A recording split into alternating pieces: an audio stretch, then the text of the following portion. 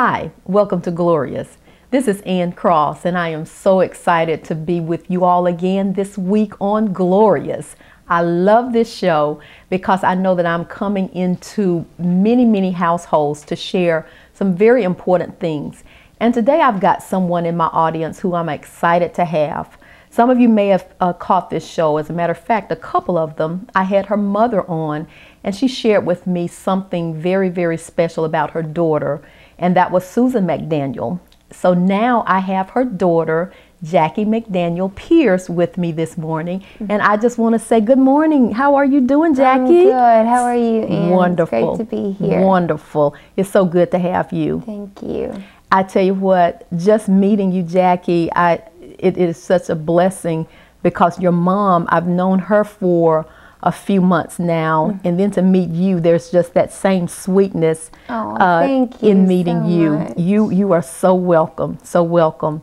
As I was about to share, several months ago, we had your mom on the show, and she shared with us a situation that you had. First of all, you are the oldest. You're the oldest child of. There are 6 of us in the McDaniel family. I'm the oldest of 4 girls. The oldest of 4 girls. Yes. Wow. So big family. Yes, ma'am. Big family. So fun. Love it. I know it is, especially around Christmas time and Thanksgiving and always. all the holidays. Oh, yes, ma'am. Now, Jacqui, as I was saying, your mom shared something about you, a situation that happened. You had an accident several years ago. How many years ago? I did. It was 6 years ago. Okay. 2004. Okay. So you had an accident. Tell the audience about that, because Susan shared it from her perspective. Right. On that day, it was the first day back to school, right? Right. It wasn't the first day. It was, well, in high school and I guess elementary, middle school, you have that first half day of school. It's not even the full day, first full day of school. It's that day where you go meet your teachers, get your supplies list. You know, you're there till 10 o'clock and then you're home. Your goof off day. Right, pretty much. Yeah, kind of like the end of the summer day. Pretty much, yes. It was that day. Okay. So it was the first day of my senior year, the first half day of my senior year at Riverdale High. And pretty much we were coming home, and a neighbor from down the road, she was, the way we live out in the country, so the way she got back and forth to our houses, she had this little motorized scooter, and so she just rode, you know, just to, I guess, to save her from walking. But so she rode down it, and we all were kind of playing tag or touch football in the front yard, just hanging out with my brother and my boyfriend, my high school sweetheart at that time, and me and all the girls and boys. We were all just having a good time, and pretty much she comes up on the scooter, and everyone's kind of like, oh, let's all take turns on the scooter. And I think my mom had particularly told her at one point, don't let anybody ride that. Well, being kids, we were disobedient. Wow, yeah, sometimes that happens. Before you go any further, Jacqui, before you got on it, did you have kind of like a inkling or something, basically like, I don't need to do this? You know, that day I wonder, because I wish I could remember if anything nudged at me or tugged me to say, maybe you shouldn't do this. And I don't know if it's because I wasn't mature enough in the spirit to really respond or be obedient to that. To the leading. Right. But I didn't, I honestly can't remember anything about that day. Okay. Everything I know is pretty much from what others have told me. Really? Like, but you remember getting on the... I don't remember anything. I remember all of the aftermath. Really? And of course, it's not like I don't have amnesia. I remember all my childhood, but I don't remember anything about the day of the accident. I believe, and when I was talking to doctors, they say a lot of times your subconscious memory will block out and almost kind of erase things. Wow. So you don't have to keep reliving that day. Wow. I mean, and what I know, my best source was my little sister, Lizzie, Okay. who was actually on the scooter or the little moped. She was riding with me. Okay. And so she told me everything. So that Lizzie happened. was riding with you. She was on the back. Okay. Of the scooter with me.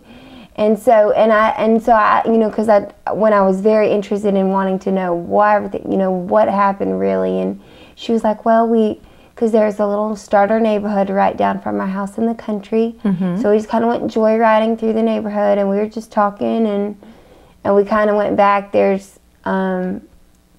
just were riding all over the place just for fun. Well, we were on our way home apparently, because the way that neighborhood goes, there's a little curve on the way out, and apparently I lost control going around a curve and hit a tree. And you know, my parents brought me back and showed me the tree that I hit in the house that where I was, and it was in the front yard of this little house. Little house that I hit it, and it was actually the man who lived in that house who came out, found me, called, you know, I guess the ambulance. Or now, where was Lizzie at the time? She luckily, thank God, fell on a soft place. Okay. So she wasn't hurt. She got some minor scrapes and bruises. I think maybe had a concussion, and had to stay at Children's in Nashville, Children's in Nashville for a few days. But other than that, she bounced back pretty quick. Great. But I, of course, was the driver. Okay. And so what I got wasn't as unforgiving. Now, your mom said that you were going to be like about 35 miles an hour, and you hit a Bradford pear tree. Yes, it was a Bradford pear tree. And no matter if it's a tree that big or as big as they don't move. Right. You know, they're rooted. That is true.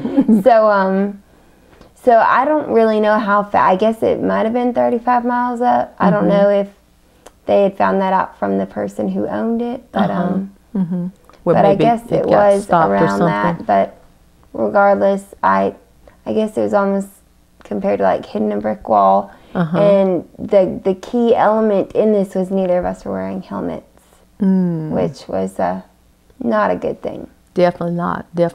So, and you know what, too? I remember when this happened, because Coach Field, who is a teacher at Riverdale, he told us at church, and I remember, of course, reading about it in the newspaper, and it was just, I mean, it just sat in my heart to see that happen, or to hear that it happened, even though I didn't know you, but you are a human being, and I mean a life, and just to hear that happening, I mean, my heart just went out to the family, to you. Right. So, okay, so that happened. So you don't have any recollection of that particular day? I don't. Nothing at all? I don't. So when is the first recollection of anything that you have? A pretty pinnacle point, actually, in this whole process, when the day I woke up, I was in a coma because of my accident. The way my brain, because I went face first into the tree, and I guess I hit so hard that my brain detached from my skull, and I shattered every bone in my face. I was just tore up. I had my bone was coming out from my leg, broke my left wrist. Just, I was banged up and bruised up. So wow, pretty much. So life flight, actually, I mean, but from the start, it was a God orchestrated thing, and it's just so evident that it was. Life Flight was heading back to their database, or their base, I guess, in Shelbyville. And so they were kind of right over Murfreesboro when they got the call to land. Okay. And so I was able to be picked up pretty quick. Well, I guess as quick as they can get you, and put in the helicopter and went straight to Vandy. Okay. And that's where I was there in the trauma unit for 2 weeks in a coma. Not knowing anything. Not knowing anything. Now, during this time, your mom, you know, she told us that, of course, you all were they were praying, and had so many family and friends and everybody that just... they said the police officers were asking, or came up to my parents and kind of, or security were coming up to my parents trying to get them to make people leave. And my parents said, we can't do, all they're doing, they're sitting here just praying. How can, you know, and make so them leave? It was, and I think some of the people, or some of the officers even went downstairs to maybe the security and asked, what do we need to do? There's too many people here. And the security just, they kind of just lifted up their hands and were like, we can't do anything. These people aren't doing anything wrong. You know, so. Wow. But it is true. Our whole community just showed up and just loved on me, loved on our family through prayer, through support. And I mean, it's just phenomenal to see really a community turn out like that, you know. Right. I mean, it's cool to see, you know, really how people will, you know, your family, and not, you know, not just your immediate family, but your family of friends, your family, your church family, your, you know, just kind of circle around you and then just build this. Yeah, and I heard that, I mean, they came and rebuilt your house or did some things. They did like an extreme makeover type Jacqui Mac edition when I was in my, when I was away for a couple months in Atlanta. Okay. Doing rehab. Excuse me. They came in because I lived upstairs and clearly having issues kind of walking and having to start all over kind of from the ground up with the brain injury. They knew they had to move me downstairs and it would be easier for my parents to get to me and everything, and so they built a huge master bedroom on for my parents. That's awesome. I mean, they just outdid themselves. That's awesome.